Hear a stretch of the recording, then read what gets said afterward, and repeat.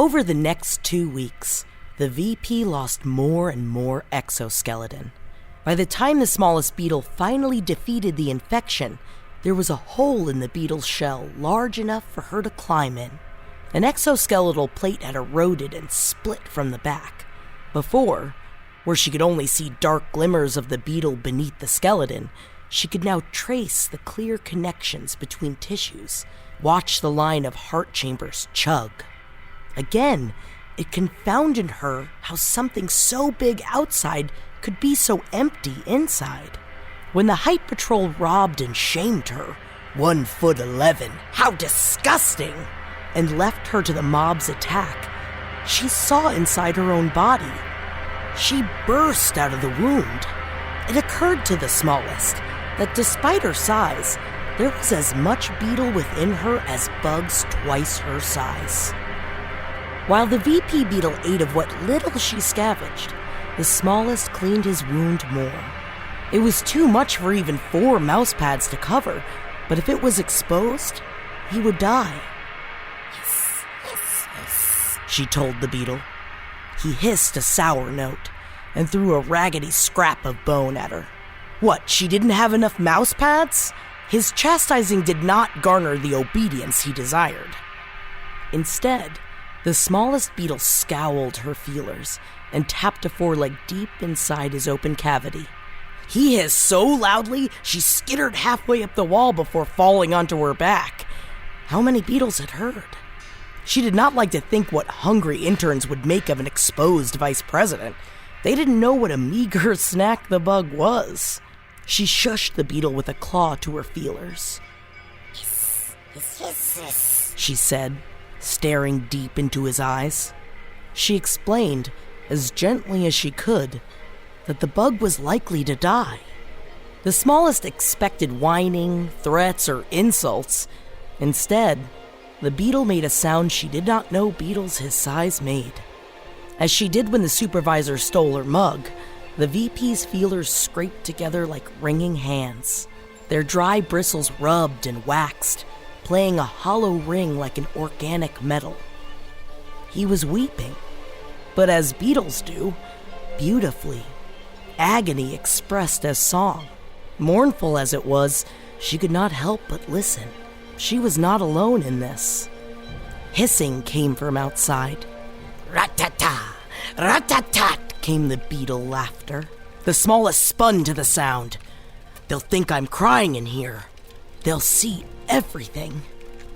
In the small space, the smallest saw nowhere to hide the vice president. The beetles would see them together, would seize upon the weak superior, and who knows what they would do to her for hiding such a secret. She would try to stop them, but she knew the futility of her shameful size. It was then the smallest realized it would be easier to hide herself than the VP, and she knew just a space a beetle like her could fit. The VP squirmed in horrible discomfort.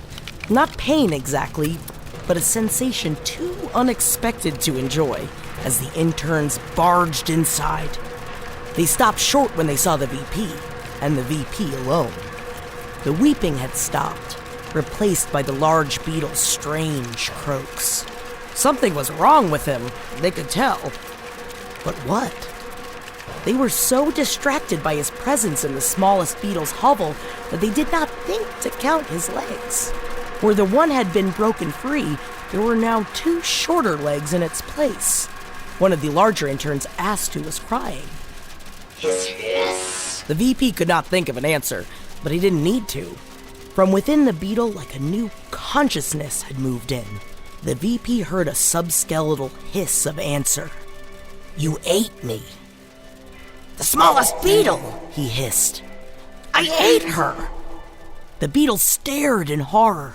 Did executive beetles actually eat interns? They had never witnessed such an act, but it was not impossible to imagine. The beetles would not move. The smallest poked inside the larger beetle. He attempted to grab the others like he might eat them too.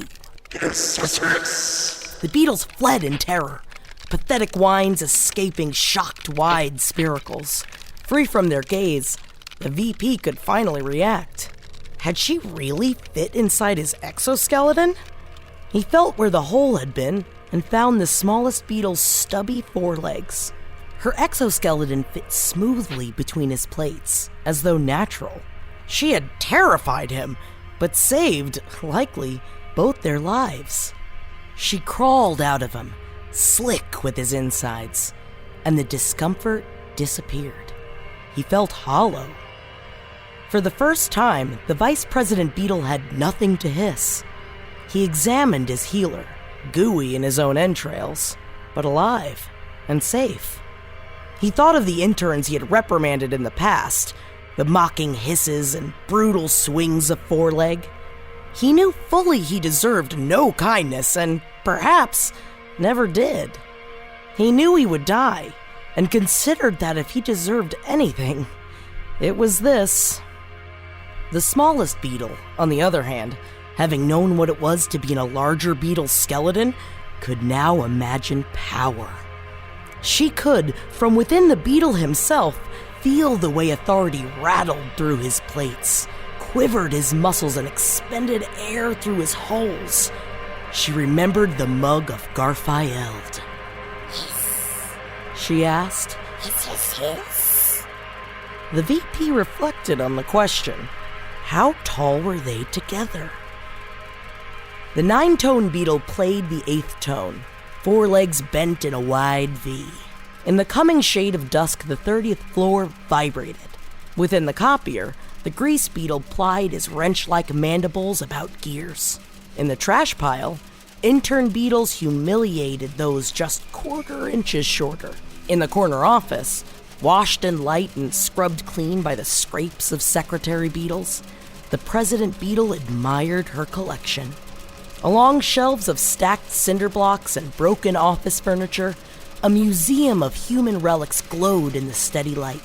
Hubcaps, Furbies, steak knives, and unmatched shoes filled most shelves. She kept the most prized possession between her mandibles, the mug of Garfield. From outside, the beetles clacked in a roar the way they did before every challenge. The president shook her head. This again? There were no taller beetles, and yet they always convinced themselves it would end differently. She tried to ignore the clamor. Bang, bang, bang! A knock came on the door.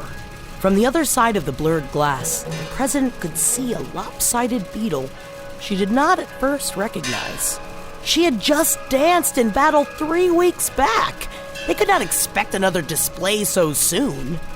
Yet the figure would not leave, would not cease banging on the door. The president did not enjoy this beetle's tenacity. It worried her how many inferiors demanded to be punished. Hush! She commanded the secretaries, who immediately wedged under her fat exoskeletal ass to lever her from her seat. Outside, the Vice President Beetle fidgeted in his spot, standing upright on an uneasy tripod of legs. As far as the beetles could tell, the VP had regrown his own leg, and then some. Impossible for members of their genus. Though he limped, the beetles couldn't help but clamor about him as he walked so assuredly to the corner office. Within the dark of the VP's exoskeleton, the smallest beetle hissed hard against the loose organs pressing against her. She could feel the larger beetle's heart chambers pump through her antenna and knew how frightened the VP felt. But his tone did not betray it. Hiss, hiss, hiss, hiss. He shrieked at the closed door. Hiss, hiss, hiss, hiss, hiss. He said, calling the president a coward. He's laying it on too thick, the smallest worried. They had prepared for this in the hole behind the Snapple machine.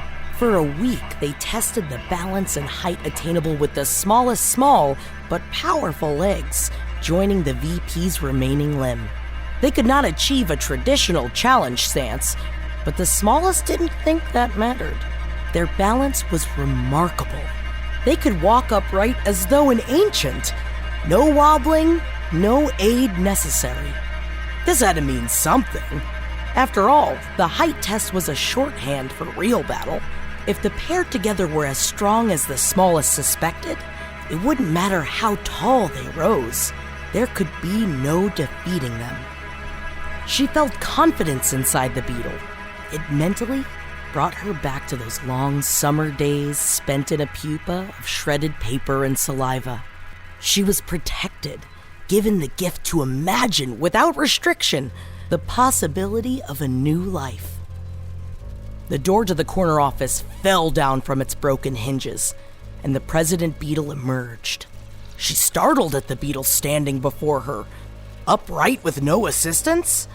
She tried not to let her surprise show in her feelers or antenna. She spat from her pores in a fine mist. It's the VP again. Hadn't he had enough? She spun the orange mug about the end of one mandible and noticed then the extra leg on her challenger. Some new adaptation? How? She wondered what happened to the other amputees she had made out of defeated challengers. They could not all have healed. No, they had all died, just as this one would. She screeched, and the watching beetles quickly circled around the pair. The challenge was accepted. Within the VP, the smallest heard the pounding rhythm of the spectators, each banging a leg against hard thoraxes. Blind inside her partner, she had to listen to the VP's hearts and hisses, to the percussion of the clacks, to the rat-tat-tat of laughter, to the hiss of sport. She heard legs stomp closer and felt the VP's heart chambers race. She braced herself within the Beetle, spread her hind legs out, and began to flex them in powerful bursts. Before the President's compound eyes, the VP began not just to pump up and down to spring to full height, but to hop from side to side. This was a new strategy, and the President was certain it would not work. The VP sacrificed balance. She plunged forward and hammered a claw against his thorax, but he did not sweat it. Without missing a step, he began to pound on her exoskeleton. The rhythm slowly unified. Clack, clack, clack, clack, clack, clack, clack, clack, clack, clack. The smallest could feel the giant body crunch around her each time they fell. Yet she pushed ever harder to launch them back up. From side to side, the Beetle bounced, and the watchers hissed in surprise. Though the Beetle fell lower than the President hopping to the new legs, when bouncing onto the original leg, the Beetle rose higher. He could be 4'8". The President watched the unthinkable happen. The bouncing Beetle actually seemed to hover above her, rise to a height from which she could see the underside of his mandibles. She pumped her hind legs hard, clattered her forelegs on the challenger, every breath an erratic whistle. She avoided a stab of mandibles, pumped her legs and locked them at her full height, and found herself leaning too far back. Her balance was gone. The VP screeched as loud as two beetles and smashed her head with a shaming mandible. She fell backwards, collapsed onto her back, and was stunned. She had lost. A silent wave of awe hung for a second over the crowd until a barrage of hisses and cheers exploded. Within the exoskeleton, the smallest heard the cries of her partner and hissed in satisfaction. Their strategy had worked! The President Beetle endured the mocking sounds of her inferiors with taut feelers, antennae bent in harsh fury. Even her secretaries turned their backs. This could not be right! How could this pathetic bug defeat her after such a debilitating loss? As the victor bent over the loser to gather the prize, the mug of Garfield, the President inspected the supposedly taller Beetle. From her low angle, she could see the new legs, and as the Beetle stretched to pull the mug from her mandibles, she saw the exoskeleton separate from the legs. They were not attached. Up close, she could see the exoskeleton about these new legs were not blue like the VP, but dirt brown. Fury overwhelmed all senses, even embarrassment. She wasn't beaten. She had been tricked. The Vice President pulled the mug easily from the President's grasp. He was tempted to attack her anyway, prove his stature, but he refrained. Holding the porcelain smoothness of the mug in his arms, he admired the faded cat, the indecipherable writing in its thought bubble. The prize was not just his, and it never was. It was theirs to share. He held it with his forelegs and midlegs both. Such was his pride. Inside him, the smallest heard the clink of fragile glass against Kitelin's shell. Through the beetle's exoskeleton plate, she could swear she saw orange glow through it like the sun shining through a tarsal claw. The smallest reflected that in their cruel world, perhaps there could, occasionally, be a sense of justice. It was then she felt the kick. Her legs folded beneath her. The vice president beetle did not realize they were falling until he saw the rapidly approaching floor. He tried to stop himself, protect the mug, but he could not do both. From within, the smallest felt the hard smack of the ground meeting them. In one instant, she heard the unmistakable shatter of porcelain and felt the blinding burn of light on her eyes. The cheers stopped. When the hisses began again, they took on tones of shock and disgust. The winning beetle was actually two beetles, a crippled loser and the smallest beetle in the office. Rat-tat-tat, rat-tat-tat, rat-tat-tat, rat-tat-tat. The laughter would not end. The vice president rolled over and found the mug broken into a dozen shards, half of which broke through his exoskeleton in fresh, weeping gashes. He looked back at the smallest, who was covered in his juices. In his feelers and antennae, the smallest saw remorse and despair, the same kind that had first weakened her defenses to the beetle. In that instant of tender gaze, they shared a loss they alone would ever know. The president was up again. She had no eyes for the smallest, who fled before her stomping hind legs as she approached the vice president. Hiss! The president beetle screamed, slamming her fat left tarsal on the challenger's newly wounded thorax. She hissed at the others. What are you waiting for? As though waking from a spell, the beetles came to their senses and rushed for the fresh meat. The smallest saw as the VP disappeared under the mass of hungry attackers and could bear to watch no more. She fled, but only for a moment. She was pulled back by the sharp pinch of mandibles. An emerald green sales beetle in a paisley necktie had caught her. Drawn by the smell of the larger beetle's green and yellow guts about her, she turned to face the attacker, flailing all 6 legs and clacking her mandibles in defense. The beetle made a brief rat-ta-ta laugh before it was cut off. He lurched forward suddenly, dropping the smallest beetle. He spun. Who dared attack him? The tallest intern faced the sales beetle, almost 2 feet shorter.